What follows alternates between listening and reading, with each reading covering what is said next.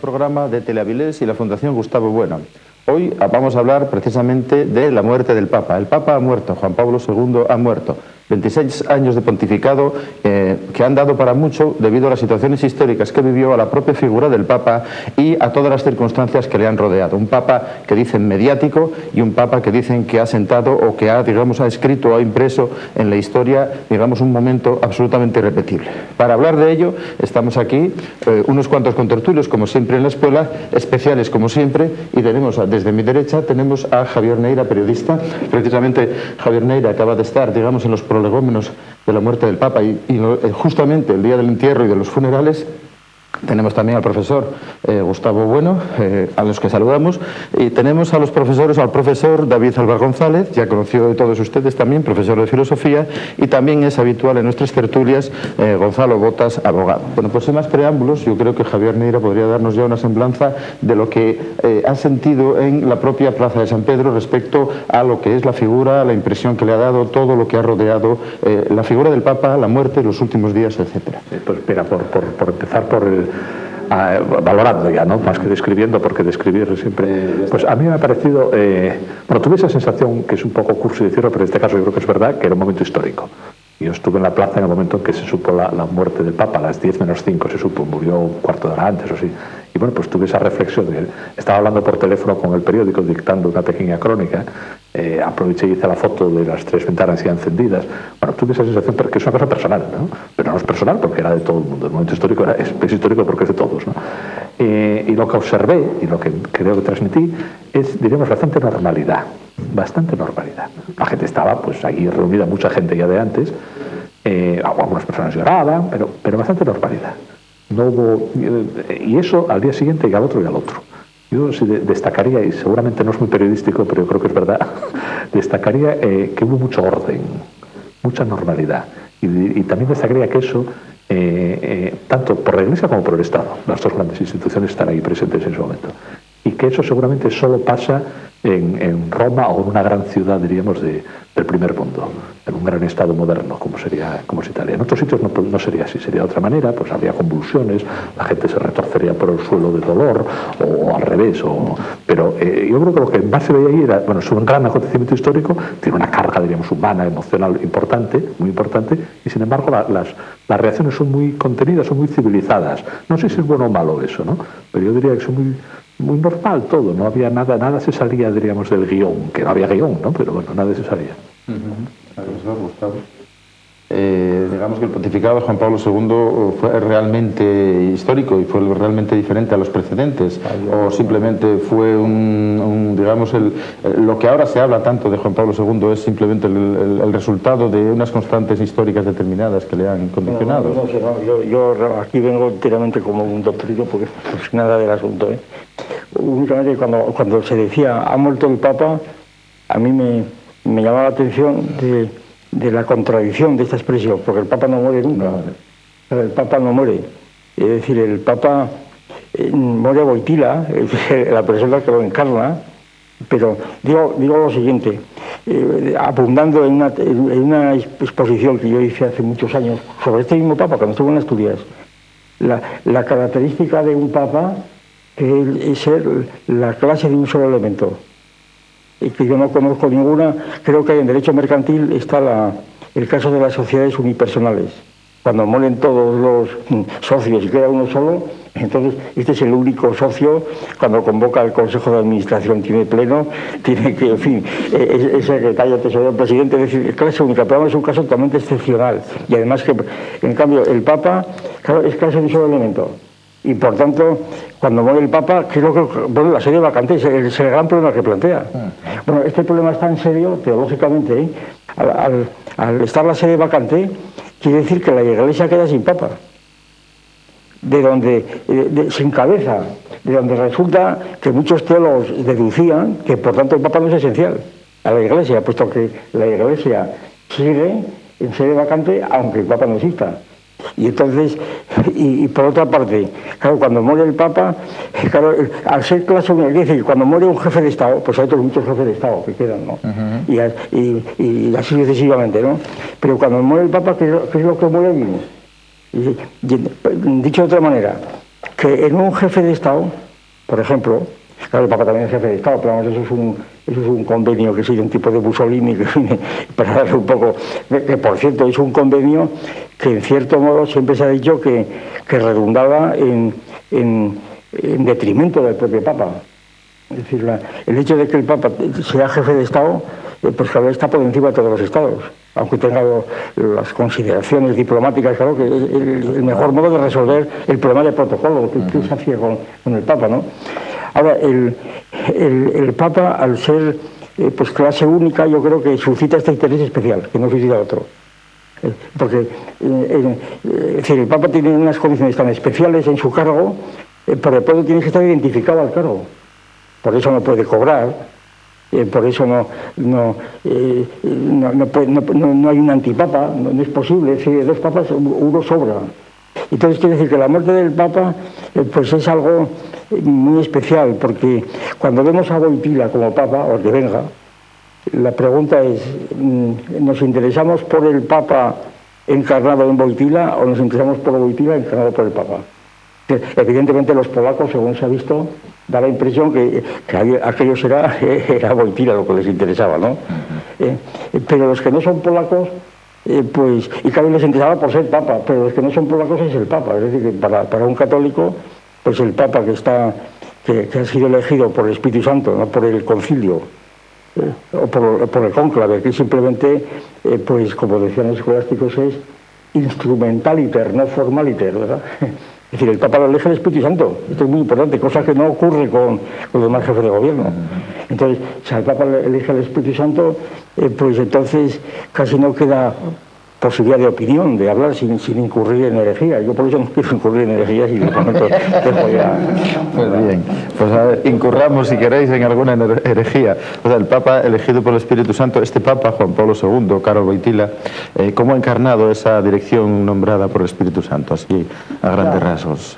Bien, yo siguiendo un poco en esta línea, pero vamos, ya decantándome quizá un poco más. Vamos a ver, en lo que se refiere a Karol Wojtyla, a la persona, claro, aquí hemos oído hasta la saciedad pues panegíricos de todas sus virtudes, de si era un gran comunicador, si era un hombre muy fuerte, con una gran capacidad de trabajo, muy espiritual, con una gran importancia política que tuvo, etcétera, etcétera. Yo en ese terreno no voy a entrar porque, claro, cuando uno hace un juicio personal, pues parece que necesitas conocer a la persona directamente porque es un juicio pues moral, psicológico. Y entonces, pues por ejemplo, se dice que era un gran comunicador, pero eso pues también se puede ver como histrionismo, o como el rezar en público, lo que fuera y tal, o se dice que se habla mucho de la importancia política en la Europa del Este, etcétera, pero eso también se puede ver pues como astucia, como oportunismo, como un agitador político, pues que sí, se habla mucho de la fortaleza del Papa, por ejemplo, también, y de su capacidad de trabajo, pero eso también se puede ver que sí, como obstinación, como autoritarismo, como vanidad, como egocentrismo. El Papa que ya nada más morir se le llama al magno, se le va a hacer santo, etcétera, etcétera, pues eso, como una especie de megalomanía, si se quiere decir. Entonces, en este terreno yo del análisis psicológico y moral yo no voy a entrar porque precisamente siguiendo la indicación de don Gustavo, aquí el interés no lo tiene el personaje sino la institución, yo creo.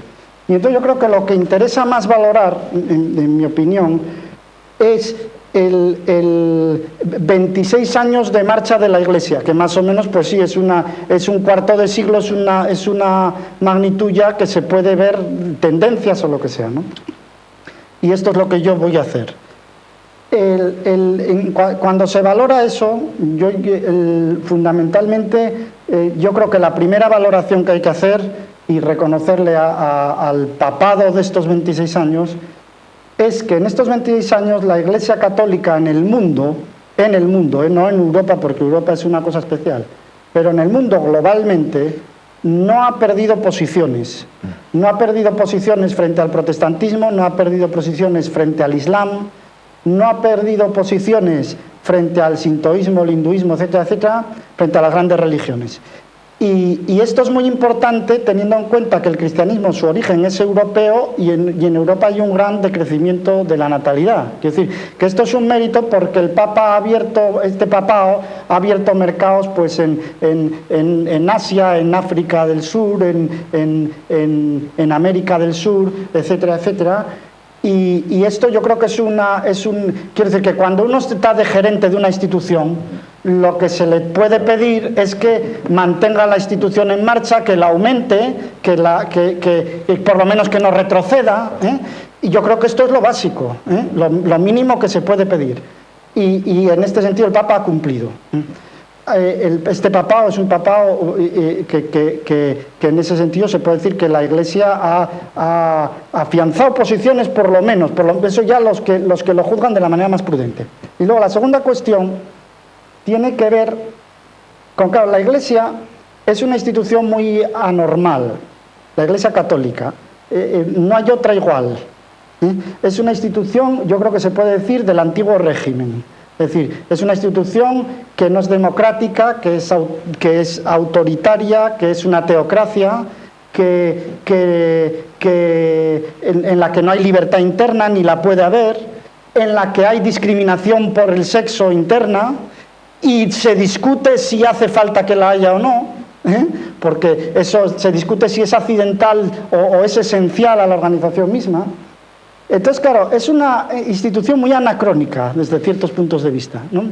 Y con muchas contradicciones internas, porque, claro, entra en contradicción con la Revolución Francesa, para decirlo así en dos palabras, y la prueba es que el propio Estado del Vaticano no tiene reconocidos los derechos humanos del Consejo de Europa, porque si los reconociera tenía que ponerse a reformar todos los cánones eclesiásticos que discriminan por el sexo, etcétera, etcétera, etcétera. Es decir, ¿y por qué dice anacrónica y no venerable? Bueno, venerable, bien. Bueno, anacrónica desde el punto de vista político más que otra cosa, ¿no? Sí, venerable. Sí, sí. Entonces, yo creo que es que se le ha echado encima a este Papa, se le ha echado en cara una serie de cosas que sencillamente él no tiene capacidad de cambiar, porque cambiarla significaría que desaparece la institución, sencillamente. Y eso yo creo que hay que tenerlo muy en cuenta a la hora de valorar sus acciones, independientemente que nos parezca más o menos repugnante este estado de cosas, pero lo que es evidente es que si la Iglesia se democratiza, si se liberaliza, si hay libertad teológica, si hay igualdad de sexos, etcétera, pues entonces ya no es la Iglesia católica, pues se convertirá en una secta protestante o en lo que sea, pero ya no es la Iglesia católica. Bien. Me parece muy bien el planteamiento, justo. Y recuerdo que hace unos días yo hablaba con un sacerdote muy progre que decía que era una vergüenza esta pompa y circunstancia en el papado, cuando el Papa debía vender todos los bienes, entregar a los pobres y marcharse a vivir a la octava izquierda. Claro. Yo diría, si el Papa se hace esto, desaparece. El Papa no puede vivir en la octava izquierda. Por supuesto. La legitimidad religiosa quizá hace, digamos, que se asiente precisamente todos estos elementos y circunstancias que David llama anacrónicas y que muchos podrán llama venerables.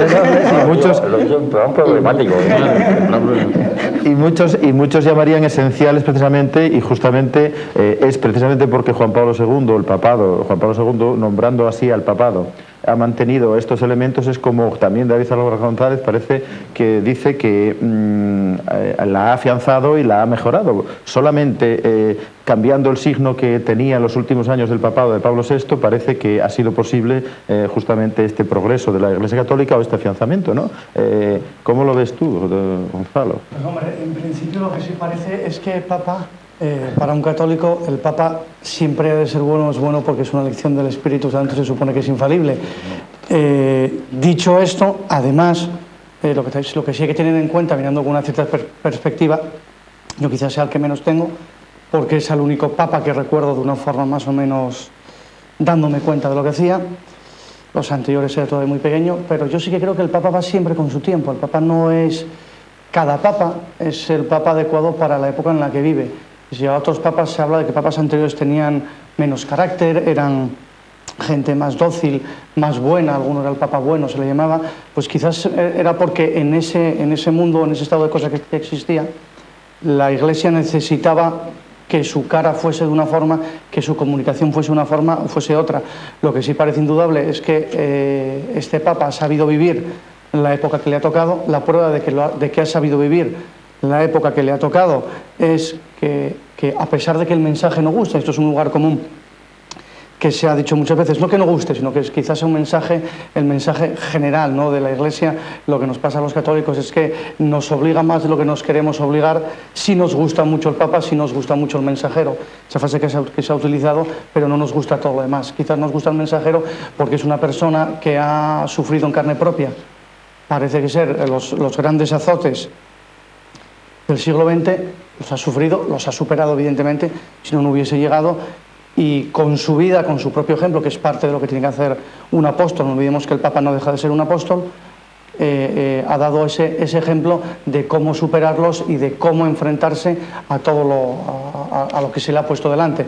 Se habla también de que es un papa mediático. No es que sea un Papa mediático, es que vivimos en una sociedad mediática.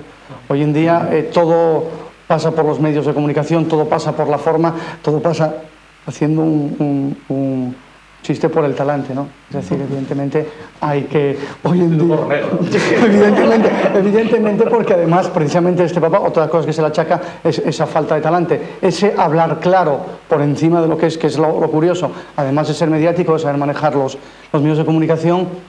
También es un Papa que ha dicho lo que quería decir, como lo quería decir, cuando lo quería decir, y a todo el mundo, con valentía. De ahí quizás lo que más ha resaltado de estos días del papado ha sido su primera frase, ese no tengáis miedo, que lo ha predicado, y esa coherencia que llevó hasta el último momento de decir las cosas son como yo creo que son, como creo que las tengo que hacer, las voy a hacer, creo que tengo que aguantar de esta forma y demostrar que si he sido capaz de vivir en una dictadura, si he sido capaz de combatir el comunismo en cierta forma, si soy ahora mismo uno de los referentes que está en contra del liberalismo, también tengo que superar mis propias limitaciones humanas y demostrar la fuerza interior con ese gesto de los últimos días, aún no siendo capaz de hablar, ese gesto interno de rabia de querer hablar y decir no puedo hablar. Yo creo que el Papa ha sido el Papa de su tiempo, como lo son todos, ya digo,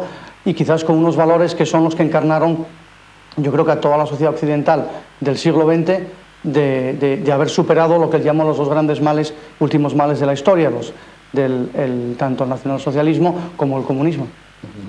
Yo quería preguntar, más bien, porque preguntar. Yo creo que cuando estamos hablando del Papa, en el planteamiento que hace David, que me parece el correcto, pues yo creo que hay que aclarar un poco cuál ha sido el mensaje del Papa, porque tiene muchos mensajes. Y la prueba es que cuando los comparamos con las coordenadas habituales, resultan contradictorios, no él, digo por contradicción con otro. Quiero decir lo siguiente: el Papa, una de las acciones que se valoran en el Papa por parte de todas las potencias occidentales que no sean comunistas, es su contribución, grande o pequeña, al derrumbamiento del comunismo, ¿verdad? Eso es uno de los tantos a favor que tiene este Papa en su gestión, ¿verdad? Ha sido uno de los que han contribuido más activamente en el derrumbe del comunismo. Bien. Entonces diríamos, el Papa está situado en este punto. Pero por otra parte, el Papa ha mantenido una doctrina, doctrinalmente, la doctrina, aquella encíclica que comentamos hace años, de Ratio y Fides, o Fides y Ratio, aquella encíclica que cuando apareció hace 8 o 10 años, no me acuerdo, ¿verdad? O quizá algo menos. Pues aquella encíclica, en 98, estuvimos comentándola, y yo me acuerdo que la defendí mucho, porque la defendí desde el punto de vista del papado. Claro, era una encíclica donde el Papa volvía otra vez a postular pues todos los principios del tomismo, más o menos, del tomismo, y entonces a mí me parecía muy bien que el Papa sea tomista. Me parecía mucho mejor que no que se ponga el Dalai Lama o cualquier cosa de esas. Me parecía lo normal, ¿no? O de los cristianos estos de... O de los cristianos de base, claro, por eso me parecía lo normal que fuera tomista, y me parecía muy bien, porque además reivindicaba de nuevo la filosofía, me acuerdo, entre otras cosas, la filosofía, el racionalismo filosófico, es decir, que era precisamente por el peligro que tiene la Iglesia Católica, y lo sigue teniendo, a ver el próximo Papa, que la Iglesia Católica, me parece a mí, si pierde la teología se convierte en una secta más, no se diferencia enseguida de los testigos de Jehová.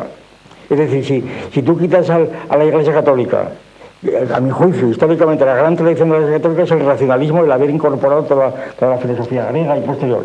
Si a la Iglesia Católica le quitas esto, ¿en qué se distingue de los testigos de Jehová o de los mormones? Pues, hombre, en la historia que tiene, claro, una de las grandes bazas del Vaticano, estos días era ver allí a San Pedro y a Bernini y todo aquello que es muy difícil competir con esto, ¿no? Pero por otra parte, el Papa se ha opuesto, entonces en este punto él y Ratzinger se consideran como reaccionarios completamente, porque claro, vuelven al tomismo cuando el tomismo está ya pasado de moda por parte de los teólogos, etc., ¿no? Pero por otra parte, dos palabras más, por otra parte el Papa está en contra de la legalización de los gays, etc., también reaccionario, pero por otra parte el Papa está con la izquierda más radical al oponerse al Bush y al pedir la paz por la guerra del Irak. De manera que allí iban conjuntamente las izquierdas, es decir, el Papa estaba a la cabeza de la izquierda, entonces claro, el mensaje del Papa es tan contradictorio que hay por dónde se coge. Yo estoy de acuerdo en que estos últimos días, estos últimos años, sobre todo el último año, los últimos meses, este espectáculo diario que daba de dolor, etcétera, y que era criticado precisamente porque se olvidaba que el Papa es el elemento único de la clase, ¿verdad? Y decía, no, es que es absurdo que se nos dé este espectáculo, no, es que el Papa tiene que darlo. Precisamente era la paradoja de que el elemento único de la clase, elegido por el Espíritu Santo, está muriéndose. Eso tiene que verlo todo el mundo. Y eso me pareció, por parte de quienes lo ampararon y él mismo, me pareció de lo más valioso del Papa dentro de esa coherencia interna de ser el elemento único de la clase. Cuando se le valora, como ha sido muy frecuente, pues como un individuo ya debe dimitir. Hombre, a los 70 años hay que jubilarse, o a los 80, lo que fuera. Era tratarle como si fuera un funcionario, claro, y el Papa no era un funcionario. Es como cuando preguntaba, se atribuía a un ministro, que no voy a decir, pero está en la misma línea. Dicen que un ministro llegó a Roma y dio el pésame y dice, ¿y dónde está la viuda? No, ministro no, Moratino. Dice que fue Moratino. Que no está la viuda, ni por eso. Claro, es que sabe mucho. Que estuve allí, claro. Bueno, una de las características del Papa es, como estás diciendo, fue esa. Fue quizá tener menos complejos que papas anteriores incluso, ¿no? Parece, a la hora de establecer cuál es su doctrina. Rezar en público, presentarse casi agonizante en público, hablar de diferentes modos en diferentes sitios de una forma clara y contundente, es decir, ¿no? Sí. Esa es un poco... Sí. Yo creo que una del interés global del pontificado de los 26 años es que se ve claramente que hay un golpe de timón de corrección del Vaticano II. El Vaticano II había puesto a la Iglesia Católica en una situación en que si daban un paso más ya estaban empezando con un efecto Gorbachov, estaban empezando ya a desaparecer porque se empezaba a disolver la unidad doctrinal, la jerarquía. El original es negado por los teólogos españoles. Exactamente. Entonces, el Papa, yo creo que el Vaticano II es que si se daba un paso más ya aquello se convertía en un conjunto de sectas protestantes, sencillamente. Y entonces, ahí se da un golpe de timón que es el que logra reconstruir la unidad de la Iglesia y la unidad doctrinal en torno al tomismo. Ese golpe de timón, ¿qué contradicciones tiene? Bueno, pues las contradicciones tiene es una cosa autoritaria, desde arriba, dogmática, que tiene que... Claro, este Papa se dice, pues condenó a 140 teólogos de todo el mundo con 140 disparos, pues claro, es que es uno detrás de otro, son 140, ¿no? Entonces puede decir solo... Bien, parece pocos. Los disparates que dicen por ahí algunos teólogos, yo creí que había condenado a 3.000 por lo menos, claro. Y los condenó de acuerdo con un sistema procesal, que como se sabe es un sistema procesal pues que no cumple las garantías en absoluto, ni las tiene que cumplir, porque para eso está el Espíritu Santo detrás. Entonces, todas esas son pero esas contradicciones, yo insisto, es que si en el momento en que se resuelvan en un sentido, desaparece la institución, esa es la cuestión. Y luego la otra... Una tesis doctoral de un catedrático de Salamanca de teología, de hace 8 o 10 años, tesis doctoral de un catedrático de Salamanca, actualmente, donde sostienes toda la tesis niega el pecado original. Dice que eso es un mito y demás de San Agustín, no sé qué, no hay pecado original. Bueno, yo te diré que mira, muchos colegas míos que son profesores de filosofía de la religión en otras universidades y que son curas cristianos católicos, son curas cristianos católicos o escuras o lo que fuera, pero doctrinalmente realmente son protestantes o luteranos o cosas por el estilo. Eso es lógico condenarlo.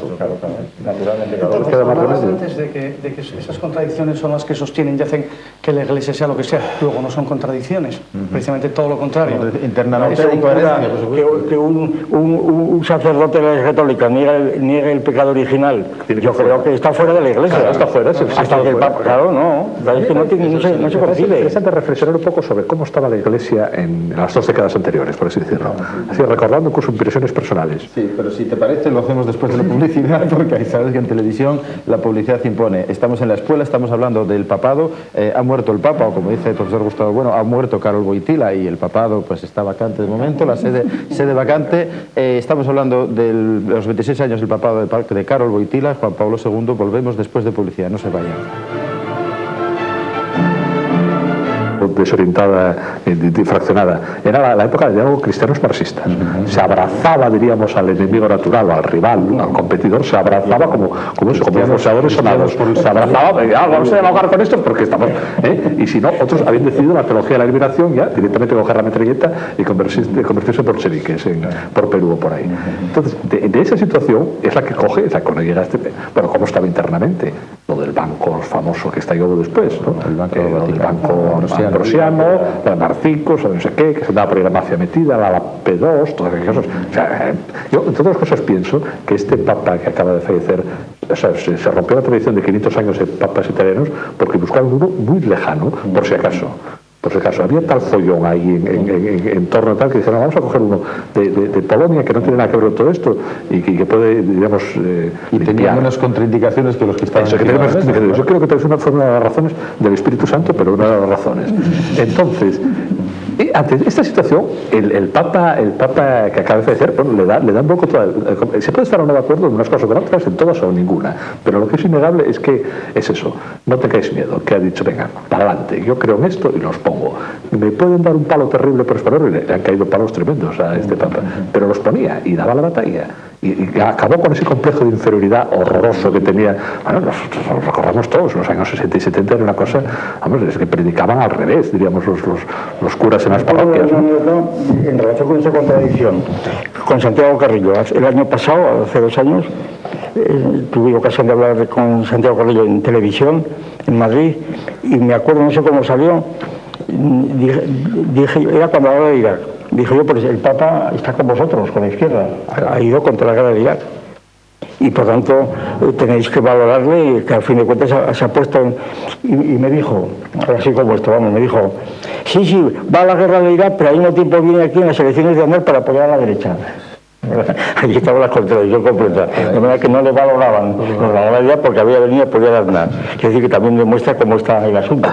Bueno, de todas maneras, el apoyo del Papa a la guerra de Irak, ya que sale el tema. A la paz, vamos, quiero decir, a la paz, a una intervención en la guerra, la posición del Papa en la guerra de Irak, ¿no? Yo creo que se podría decir que no está del todo de acuerdo con la sana doctrina escolástica acerca de la guerra justa.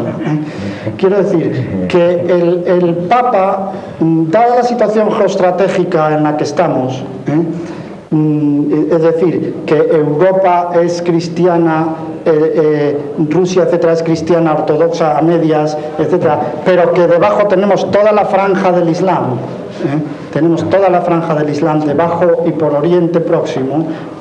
La posición del Papa desde el punto de vista geopolítico a mí me parece un poco frívola, la verdad. Es decir, que ahí yo no sé quiénes fueron sus asesores. Desde luego la doctrina escolástica no fue la que le asesoró, porque la doctrina escolástica justifica, la sana doctrina escolástica hubiera justificado la guerra contra el Islam en ese contexto. O sea que yo no sé por qué tangente sacó la vena pacifista o lo que fuera. Yo lo pensé en su momento. Yo no sé si el primer ataque sucedió en torno al 15 de marzo, por ahí, ¿no? Me parece. Sí, acabó a primeros de abril, yo creo que fue. Bueno, yo me acuerdo que aquellos días comentábamos algunos, este Papa, que todavía estaba coge un avión, se presenta en Bagdad y se mete en la nunciatura y no hay bombardeo, ¿eh? Claro, sí, claro. Y no hay guerra. Sí, cierto. Y no hay guerra. O sea, Que no lo hizo. eso, que pudo haber apostado más fuerte todavía. O sea, que yo creo que de todas maneras eso fue un poco diplomático, fue un poco más eslogan. Claro, se planta por la presión de la progresía. Se planta en Bagdad y no hay ataque, no hay ataque. No se puede bombardear Bagdad con el Papa ahí sentado. Hubo visitas de algún teólogo católico norteamericano, Michael Novak, precisamente para todo lo contrario. Los teólogos que desde el punto de vista tomista, como decía David, apoyaban precisamente eso como guerra justa, claro. Claro, por supuesto que sí. Es decir, que eso ahí yo creo que ese es uno de los puntos, bueno, no digo negros, pero vamos, pero bueno, muy problemático. También se puede decir que la primera parte... Ahí se ve una posición, eso, lo que dice Neira, en fin, muy ambigua y muy... Yo creo que se puede decir que la primera parte del papado, así, hablando de política y de geopolítica, que como siempre, pues, sobre todo desde el punto de la Iglesia siempre se rechaza eso. No, pero en fin, es verdad que no es un decir, pero se puede hacer cierto análisis político. Claro que se hace. La primera parte del papado, diríamos, estaba el Vaticano, la Santa Sede, está alineada con Estados Unidos, y la segunda parte yo creo que está alineada con el eje franco-alemán, por así decirlo. Ya sé que es muy grosero hablar de Europa. Y por lo tanto yo sospecho... En gran parte de Europa, a lo mejor. De Europa, eso lo explicaría. Y yo sospecho que, por eso el próximo Papa sospecho que va a ser, sospecho que el próximo Papa va a ser del eje franco-alemán, simplificando mucho, ¿no? Lo cual no quiere decir que no sea de Bombay, porque puede ser uno de Bombay alineado con el eje franco-alemán. Eso es. Y eso, en la historia, hay algunas teorías, algunas interpretaciones de la historia, siempre se ha visto como positivo, por lo menos como un hecho, el enfrentamiento emperador y el Papa. Y por lo tanto tiene bastante sentido que el Papa no esté alineado con el emperador, que es Bush, evidentemente, ¿no? Tiene bastante sentido. Es mejor que haya una cierta tensión, porque son dos referencias, ¿no? Por así decirlo. Sí, abundando en eso, incluso hay una tendencia, ¿no? El papado de Juan Pablo II tuvo una tendencia justamente a la recristianización de Europa. Tuvo, digamos, alguna encíclica estuvo más valorada en ese sentido. Claro. El propio Ratzinger impulsó ese sistema. Entonces, sí, pero el realismo político, como decía Stalin, puesto que el Papa no tiene divisiones acorazadas y tiene todo el Islam enfrente, porque sale a la ventana así, lo tiene al otro lado del mar, las divisiones acorazadas que tiene, que sepa dónde las tiene, no se va a equivocar, porque eso es una cuestión mucho más delicada de lo que parece. No es un Papa de Lepanto este, por ejemplo. Ya. No está siendo a países polacos, está en la órbita de... No tenía la mentalidad de Lepanto. Circula una foto por ahí en la que el Papa, después haciéndole una visita de un patriarca cristiano, pues, me parece que era de Siria, fue acompañado por algún imán o algún jefe local musulmán, y le llevó un Corán y se lanzó. Lo primero que hizo Juan Pablo II fue lanzarse, y está la foto, a besar el Corán. Como símbolo de, digamos, de intento de diálogo entre amigos, quizá en referencia. Tengo un juicio que me atrevo a defender sobre el Papa, el único punto, además es problemático. Es su tesis doctoral que la he leído. Y la cosa es penosa, desde el punto de vista académico. Pero en fin, no quiero decir. ¿Le va a condenar, don? ¿Le va a condenar? No, yo digo que tengo juicio porque tengo el libro en casa. Lo he leído y entonces es una cosa realmente penosa. Y ayer vi el problema del ajedrez. No quiero decir más, pero es una cosa penosa. Y eso me atrevo a discutirlo con el lucero del alba, ¿verdad? Claro, es una cosa muy concreta, que tiene que ver su tesis doctoral. Claro. Bueno, pues porque un Papa no es filósofo ni teólogo. Un Papa no es ni filósofo. No, pero se ven los puntos en calzado también, ¿eh? Ya. Porque, por ejemplo, el Cayetano, que hablábamos ayer, el cardenal Cayetano, el que recibía a Lutero directamente, es como has publicado ahora el Tratado de la Analogía de los Nombres, el cardenal Cayetano, ¿no? Es uno de los textos escolásticos eternos, por así decirlo, ¿no? Pues este cardenal Cayetano, era un cardenal Cayetano. Y estuvo a punto de ser Papa también. Es decir, y sin embargo, es justo decir que altura tenía, ¿no? Altura tenía. Quiere decir que el Wojtyla no le llegaba ni a los zapatos en cuanto teólogo, en cuanto filósofo, claro. Y claro, un Papa, pues también se mide por esto. Como contraargumento, si me permite, era buen ajedrecista. Porque el otro día publicaban el problema aquel de él, y era muy ingenioso, el problema que coronaba al peón, pero no cogía damas, sino que cogía caballo y daba el salto. Muy ingenioso, me pareció un buen ajedrecista. Eso demuestra algo respecto de lo que antes se decía de por qué se puede pronunciar en contra de una guerra en un momento dado o en otro. También cuando los Balcanes, la postura del Vaticano en el momento se criticó mucho y con el paso del tiempo parece que fue quizás hasta la postura más aceptada. Parece que fue un poco por delante de lo que iban los demás. A lo mejor hay una autocrítica de las propias potencias que intervinieron. Según por qué y cómo, claro. Evidentemente que siempre según por quién y cómo, pero yo también respecto de eso, llamar a la guerra de Irak la guerra justa, yo no me atrevería. Bueno, pero así las reuniones que hacía el Papa, otra cosa sobre la que yo tengo opinión también. Tengo opinión, por ahora discutir, si podemos decir que así no tengo opinión. Cuando reunía en Asís y en otros sitios a todos los pueblos del mundo con trajes regionales. Claro. Era una especie de irenismo donde aparecían allí desde los boloros del Brasil, unos y otros, ¿verdad? Y todos el irenismo. La alianza de civilizaciones. La alianza de civilizaciones, claro, eso es muy serio, ¿no? Es decir, eso indica, a mi juicio, un despiste descomunal de lo que es la realidad, o simplemente pura propaganda. Pura decir, propaganda, yo creo. Pura propaganda, pero esa propaganda tiene sus límites. Es decir, tú no puedes poner a un individuo con plumas y bailando allí justamente con otro, no, porque no. Pues Entonces me digan, no, es que... Porque de hecho las relaciones de este papado con la Iglesia Ortodoxa, etcétera, fueron de mano de hierro completamente. Sí, pero en cambio, porque la Alexis II no le quiso aceptar de ninguna manera. Es decir, ahí fueron parte del... Yo creo que en cada cosa que hace el Papa hay un mensaje, evidentemente, siempre hay una intención, pero la intención obvia de juntar a muchas religiones, llamémoslo así, es una forma eso es un truco muy grande que la espiritualidad del hombre frente al materialismo.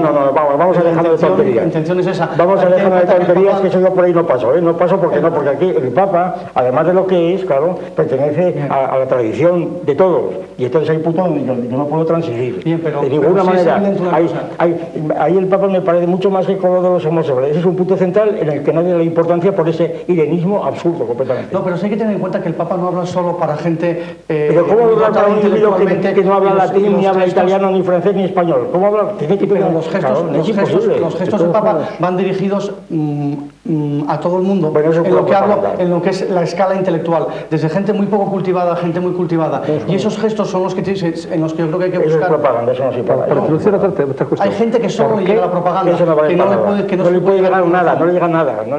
Otra cuestión un poco lateral, pero que se relaciona. ¿Por qué en el funeral aparece Jamenei, aparece el presidente de Siria?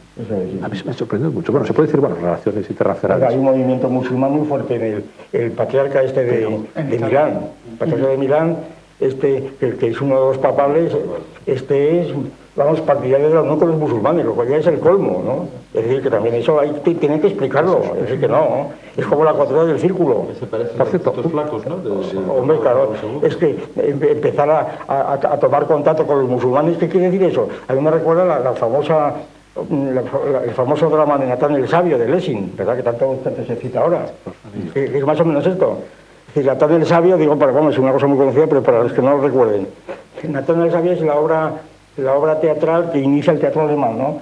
Donde aparece Natán, un sabio, que cuenta la historia de un rey que promete a sus hijos que el que se porte bien le dará el anillo, que es la prenda de la sucesión. Y entonces le da el anillo al primer hijo.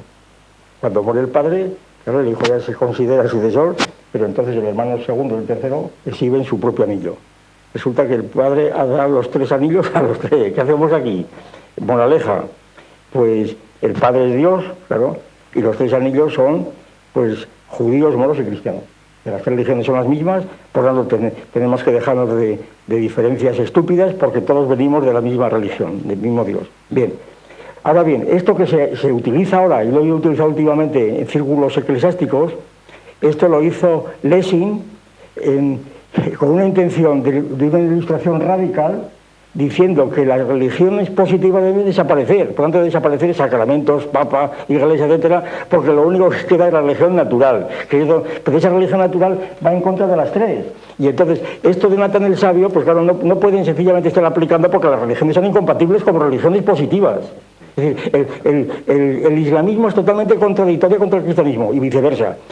El catolicismo siempre ha considerado efectivamente a los judíos como sus antepasados, todavía comparten el Antiguo Testamento, pero los judíos han considerado a Jesús como un blasfemo. Los cristianos, desde San Juan de Damasceno, han considerado a los musulmanes como una pura herejía. Y los musulmanes han considerado a los cristianos como blasfemos y herejes. Por eso cuando venían a Covadonga los moros y politeístas vinieron a luchar contra los politeístas. Entonces, claro, ¿qué quiere decir? Que somos todos iguales, la religión natural, pero si no se discute ahí la religión natural, lo que se discute es la religión positiva. Entonces, ignorar esto es querer engañar a la gente, sencillamente. Sí, a mí cuando un clérigo, que es muy frecuente, me dicen esto, que somos todos iguales, oiga usted, ¿a quién está hablando? Eso, cuéntasele a un niño de esos niños pequeños que dice usted que diga, cuéntesele eso, pero no me lo cuente a mí, ¿se da cuenta? No me lo cuente a mí. A un niño pequeño le contará eso, pero a mí no me lo cuente. Es que cuando se habla exclusivamente frente a un auditorio ilustrado, se habla de una forma y en un tono. Cuando se habla... Yo hablo igual a todo el mundo, aunque no soy el Papa, todo el mundo es exactamente igual. Y si no, no hablo. No. Estos son cuentos chinos de propaganda. Cuando hablas a la gente, yo y todos nosotros, cuando hablamos a trabajadores, a colegas, hablamos de la misma manera, exactamente de la misma manera. Y entonces, no, porque si no, no te entienden. No se puede hablar igual a un niño de 8 años. Porque no le hablo, le digo guapo y le doy un caramelo, pero no le hablo, claro. Porque no le hablo, le doy caramelos. Como lo que pretenden los sacerdotes y el Papa es hablar a darle todos, caramelos, eso no me interesa, entonces no me interesa, eso es cosa de ellos. Bien, no me interesa, exige poner el mensaje a nivel... Eso no me interesa, es cosa de ellos, eso es una cosa como un gerente que decía David, eso no me interesa, eso no me interesa nada. A mí me interesa el Papa y la medida... Eso explica los actos, interese o no interese. Y explica que lo que se busca es llegar a la... Llegar cómo, ahí está la ambigüedad, llegar cómo, para engañar. El que está ilustrado va a saber cuándo parte de ese mensaje es un mero efecto destinado a alguien que no puede comprender más, y el que no lo está va a quedarse... El que no puede comprender más no comprende nada. Bueno, yo quería un momento decir unas palabras. A propósito de este asunto del ecumenismo y la posición de la Iglesia en la guerra del Irak, claro, el ecumenismo es una palabra vacía en este contexto, porque las iglesias, si se juntan, desaparecen. Entonces no se pueden juntar. Y están en competencia objetiva manteniendo posiciones geoestratégicas. Y eso lo saben el Papa, lo saben en el Vaticano y lo saben en Roma y en la Meca. Perdón, y estar en Bavia, recuerda el artículo, estar en Bavia, sí, el artículo del otro día. Entonces, entonces el ecumenismo es la palabra que se usa para las reuniones entre los mandatarios de las iglesias donde se reparten el mundo. Esa es la cuestión, ¿no? Y entonces, sí, realmente sí, cuando dice reunión ecuménica, pues es como si uno dice cumbre de mandatarios eclesiásticos para tentarnos la fuerza que tenemos. Entonces, y entonces ese irenismo de todas las culturas, claro, porque las culturas si se mezclan y se juntan desaparecen sencillamente, y si la Iglesia católica se mezcla con el Islam o con la protestante desaparece, es lo que digo. Por eso digo que la unidad doctrinal es condición de existencia. Ahora, una vez que se entiende esto, yo lo que quiero insistir con respecto a la guerra del Irak, porque no es que yo aquí esté tomando posición con respecto a la guerra. Un momento, lo que estoy diciendo, sin tomar posición con respecto a la guerra, lo que estoy diciendo es que desde la sana doctrina escolástica, esa guerra, por los objetivos que perseguía, por cómo fue hecha, por las técnicas que se siguieron para hacerla, etcétera, etcétera, etcétera, cumple las condiciones desde la sana doctrina escolástica de la guerra justa. Y el Papa en esas condiciones tiene que estar del lado geoestratégico que le toca estar. Porque lo que no se puede es estar del lado geoestratégico del enemigo. Es decir, que uno tiene que saber de qué lado geoestratégico le toca. Siguiendo esas condiciones que según tú en la escolástica haya una guerra justa, es que si las analizamos, al final seguramente no sea así. Esa es la cuestión. Es decir, aparentemente será una guerra justa. Aparentemente. No, yo lo puedo... Vamos, esto no estoy hablando a humo de pajas, cuidado, Hay otra cosa, yo estoy de acuerdo con David enteramente en esto. Pero hay otra cosa, que quizá lo que explica también esto es que el frente común era contra el comunismo. Esa era la clave, contra el comunismo. Y entonces contra el comunismo vale todo. Por aquello, en lugar de proletario de todos los países unidos, ahora es sacerdote de todos los países unidos. Esa es la clave del leninismo. Cura de todos los países unidos, esa es la clave del leninismo, y lo demás son música celestial. Es decir, unidos todos los curas de todo el mundo, de cualquier religión, porque es contra el comunismo. Y luego dentro de ello nos distribuimos nuestras competencias y nuestra esfera de influencia. A ver si os parece este planteamiento. Porque claro, bien, es así. doy por hecho que los conoces a fondo y los has estudiado y que sería guerra justa, ¿no? Te creo algún acto de fe a tu argumentación, pero eso, de confianza. Pero vamos a ver, la cuestión es así, yo creo, es la siguiente. ¿Por qué, entonces? Porque a lo mejor no se hizo ese análisis tampoco teológico. A lo mejor es un análisis simplemente geoestratégico. Pero el análisis que tú has hecho del eje franco... A eso voy. Entonces yo creo que este papado empieza eso contra el comunismo y bueno, tiene más o mayor influencia, según se quiera ver, en el derrumbamiento de la Unión Soviética. Pero, primera cuestión, no tiene éxito en las... o sea, no le sale bien la explotación del éxito, como se dice en términos militares, ¿no?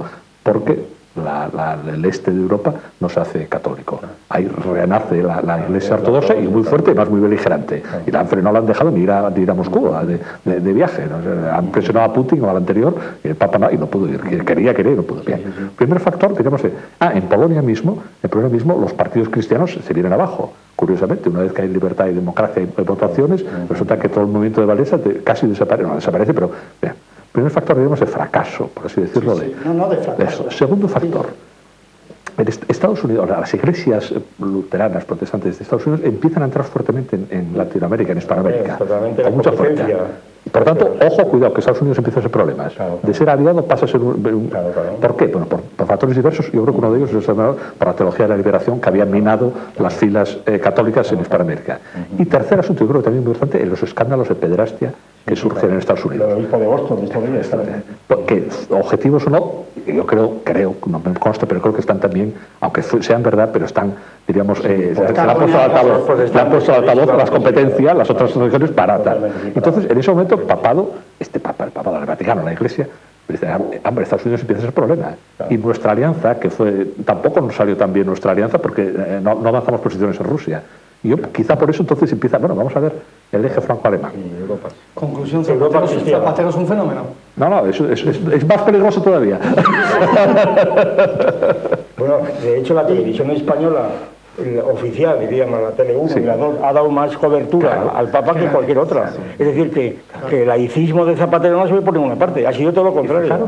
Ha sido la unión pero íntima entre el Estado y el... En los últimos 3 meses, digamos, los medios de comunicación del eje franco-alemán en España han empezado a rescatar la figura de Ratzinger. De febrero para acá, Ratzinger ya no es ese, diríamos, ese quemado. Resulta que tiene otros... Empecé a ver eso, fue lo que me iluminó. Pero ¿qué pasa aquí? Porque resulta que ahora Ratzinger es bueno. Claro, porque están colocándolo. Es una maniobra para que no sea papa. Bueno, sí, también, sí, eso también lo decía, están quemándolo, ¿no? También, sí, había también febrero. Pero yo no sé si lo están, diríamos, limando aristas para que sea el papa, ¿no? Bueno, yo creo que en ese sentido, este movimiento que hay para hacer santo al papa, por clamor popular, ¿no? Yo creo que esto, o por lo menos le interesa mucho al próximo Papa, dada la importancia que tiene porque así, de este modo, queda justificado. Sí, y cuidado, responsabilidad. Yo no soy santo. Entonces, yo creo que esto le interesa mucho a cualquiera, y que el próximo Papa inmediatamente lo hará santo para desmarcarse de él. Enlazando con lo que decía usted antes, al principio. Yo creo que ese es un Papa muy importante. De todos modos, yo creo que durante 3 meses es el papado. De Wojtyła se van a acordar muy poco todo el mundo. Es la institución. Salvo los polacos. Yo creo que es la institución. En septiembre católicos seguirán por el nacionalismo. Pero eso, en septiembre a ver quién se acuerda. Es el papado. Siguiente es el papado. Es la institución, claro. Quizá condicionó bastante la propia actitud del Papa Juan Pablo II en el aumento del colegio cardenalicio, el incremento además de personajes, de cardenales no europeos, es decir, ha complicado bastante las cosas dentro de la propia del gobierno de la propia Iglesia Católica. Las ha complicado, las ha simplificado. Las simplificó en el aspecto doctrinal, salvo, digamos, ese agujero que podíamos hablar del tema de la guerra, pero las complicó en el aspecto del gobierno, el aspecto de la coordinación interna. Estaban incluso un poco fomentados por la propia curia para alejarlo de Roma, que en realidad no gobernaba tanto como se decía. Esa es una cosa que todos estos años se comentó mucho, ¿no? El Papa era el Papa global, pero no era el Papa de poder. Lo que decía Neira de los del papado, yo recordaba aquella comedia de Abud, que van unos campesinos franceses al prefecto de la provincia y dice, los campesinos de esta provincia, esta prefectura, venimos a agradecer al prefecto las atenciones que ha tenido con nosotros, aunque ya la han cambiado varias veces desde el año 1846. Claro, esa institución. Sí, quizá también se habla también de otro aspecto de este Papa, ¿no? Quizá muy ligado a la segunda parte. Es un papa un poco también, se dice, hay incluso cardenales que ahora mismo son papables, por ejemplo el de Guatemala, que habla de que justamente si la gran labor de Wojtyla se dice que ha sido, digamos, la eliminación de la contradicción este-oeste con el tema del comunismo, ahora el próximo tiene que hablar de la eliminación de las contradicciones llamadas norte-sur, es decir, norte rico, sur. Es el obispo de Tegucigalpa, ¿no? Sí, señor. Sí, pero yo creo que se han visto los conclavistas. Sí. Si han visto la imagen que salió el otro día tocando el saxofón en un tablazo en Tegucigalpa, yo creo que se ha jugado el papado. Vamos, por muy popular que sea, estaba tocando el saxofón, vamos, pero es Madariaga se llama, ¿no? Sí, Maradiaga. O Madariaga. Es Maradiaga, es el típico Madariaga. Sí. Pues tocando el saxofón. Pero es muy, yo creo que de todos los perfiles es un poco mulato. Bueno, sí, no, toca varios. Yo leí otras palabras, ya me llamó la atención el saxofón. Sí, eso la verdad. Si por lo menos hubiera tocado el piano, el órgano. Como Bill Clinton. Qué hermosa, yo lo discutía con Lázaro Carrete, cuando me leía aquello de Félix de León y comparaba el mundo con una lira tocada por Dios, es hermosura, ¿verdad? El mundo tocado en la lira. Digo, la belleza está en la lira, ¿no? Pone a Dios tocando el saxofón. Se cansó de la imagen. Pues por eso, Madariaga estuviera tocando la lira bien, pero tocar el saxofón, claro, es audio. Bueno, pues, otra cosa. Hasta que llegamos a la segunda parte de la escuela de hoy, estamos hablando del papado de Juan Pablo II, nos quedan unos minutos después de publicidad, no se vaya, por favor. Casa debo comprarme. ¿Tendré nuevos amigos? ¿Aprobaré? Ahora tienes otra manera de conocer tu destino. Envía QT5 al 5868 y recibe en tu móvil tu tirada personal y confidencial. Quick Tarot, tan rápido como mágico.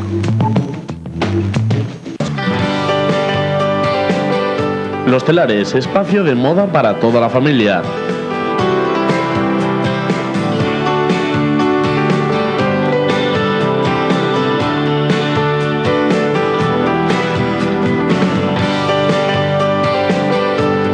Espacios de moda desenfadada para jóvenes. Para la mujer urbana y elegante. Para el hombre en las dos líneas, sport y vestir. Y para los niños y las niñas, la moda más cómoda y divertida en los telares.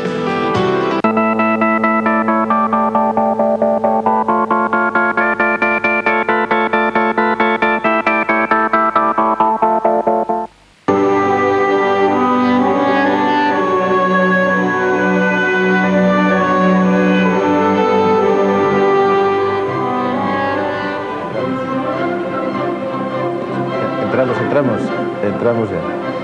Bien, aquí estamos ya en la tercera parte de la escuela de hoy. Estamos hablando del papado de Juan Pablo II y planteaba ahora Javier Neira, digamos, la posibilidad de introducir un nuevo elemento en el debate, que es el tema de los judíos, el contacto de este papa, Juan Pablo II, de su papado, con respecto a la religión, al judaísmo, ¿no?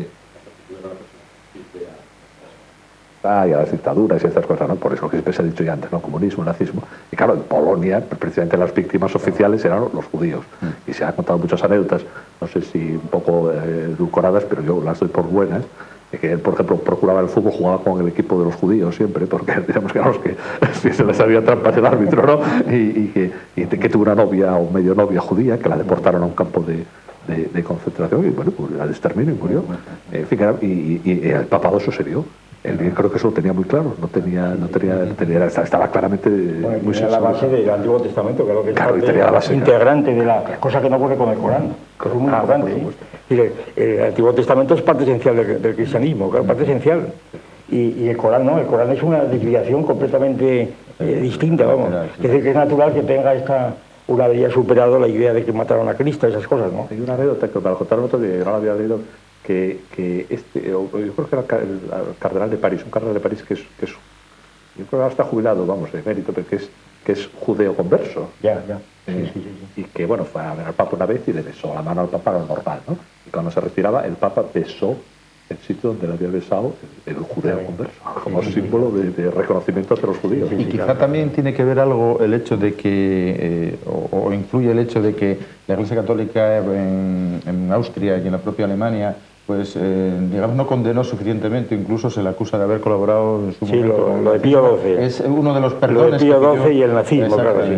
Yo creo que también eso influyó.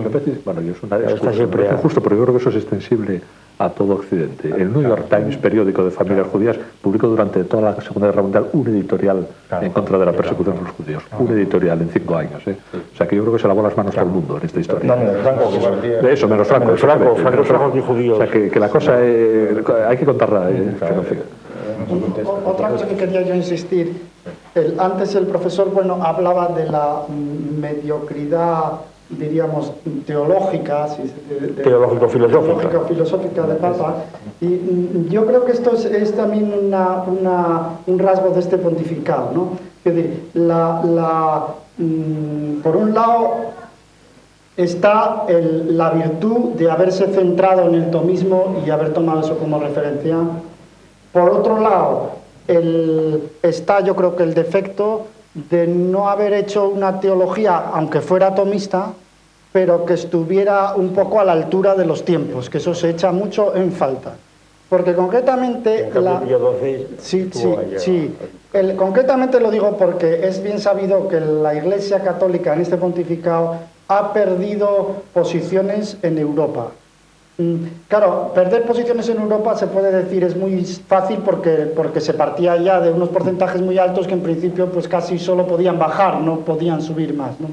Pero concretamente esta pérdida de posiciones en Europa tiene que ver con una serie de cuestiones relativas a la teología y a la interpretación del sexto mandamiento, sobre todo la incapacidad que ha tenido la Iglesia, yo creo, para decirlo en unos términos así abstractos, de distinguir entre sexo reproductivo y sexo etológico, y no condenar el sexo etológico de manera tan indiscriminada.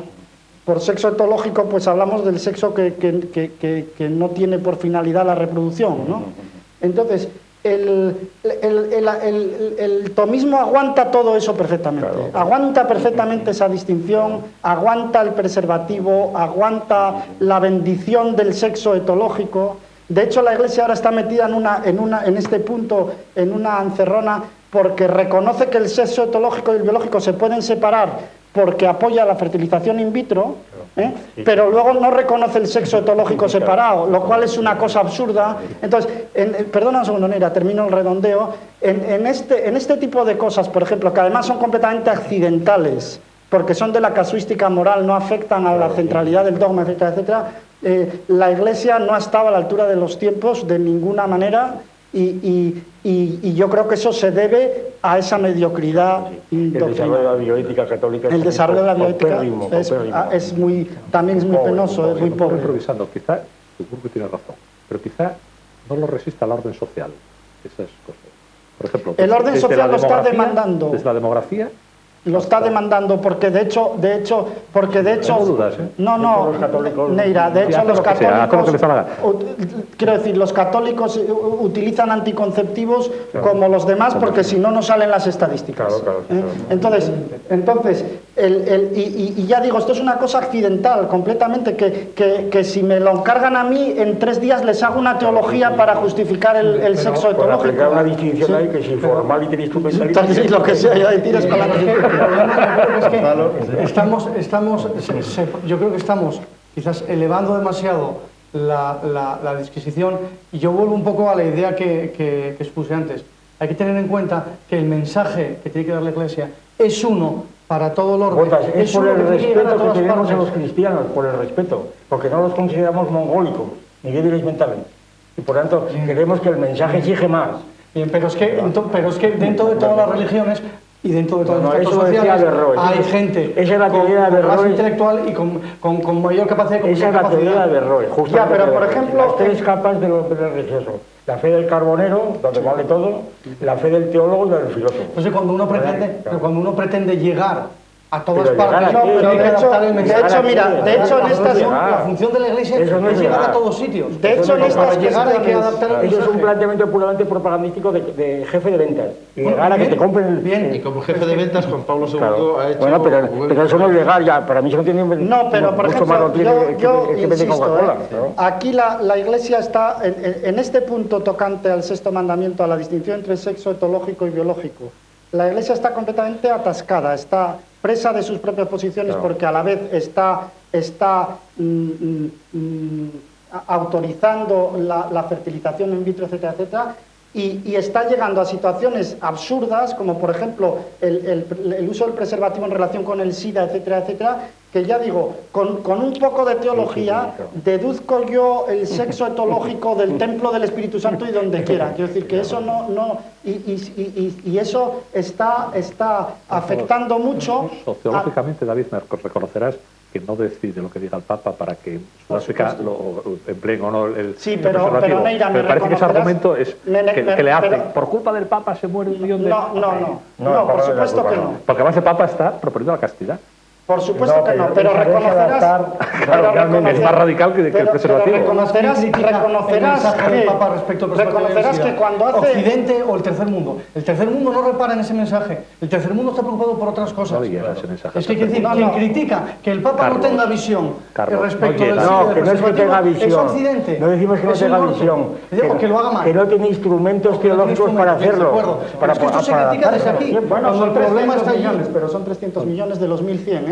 Cuidado, no trivialicemos que yo No, estoy aquí manejando evidentemente. magnitud grandes. No, evidentemente. Y la otra cuestión, cuando hace unos meses un obispo se le escapó que el preservativo que se podría usar, etcétera, etcétera, etcétera, y luego tuvo que retractarse. El portavoz de la conferencia episcopal. Bien, pues realmente ahí se vio que hay una demanda social, ¿eh? Porque hay mucho cristiano más o menos atormentado por cuestiones de estas de detalle tan Lo absurdas. que pasa es que la además confesión se ha disminuido resuelven- mucho. No, estoy de acuerdo La con vos. confesión, que era el lugar donde se hacía la estadística por parte de la Iglesia, ha disminuido y no se enteran. Pero Porque la mira, gente no se confiesa, la gente es católica, Pero ¿sabe pero por no qué no se cumple los confiesa? ritos de paso, no va a misa, no se Gustavo. confiesa ni comulga. ¿Sabe por qué Entonces no tienen información. ¿Sabe por qué no se confiesan? No es una idea mía, me la dijo el otro día un amigo que me parece que porque es gratuito. Como se ponga a 1.000 euros, confesarse hay colas. Se convierte en el psicoanálisis. Porque claro, porque no hay nada mejor que te escuche a alguien, que le puedas contar tu vida, que te diga que comprenda y que encima te diga te perdono. Eso es, y vamos, pero es gratuito. Eso, es gratuito y no se valora. No, pero la Como se baja de cobre, la bueno. confesión yo creo que es debida a los curas casados. La confesión está ligada esencialmente al celibato. Porque claro, cuando vas a confesarte con un señor que está casado, pues dice, hombre, pues no le cuentes esta cosa porque le doy pistas a alguien. Sí, por mucho secreto de confesión que haya. Entonces, la confesión empieza a naufragar cuando empiezan los curas a casarse masivamente. Entonces dicen, se acabó la historia. Pero eso fue los mismos años. Cuando empiezan a dejar de ser discretos. Claro, hombre, claro. Y cuando empiezan a vender los retablos de las parroquias rurales, porque Sí, se claro, pasaban al mundo civil y no tenían un duro.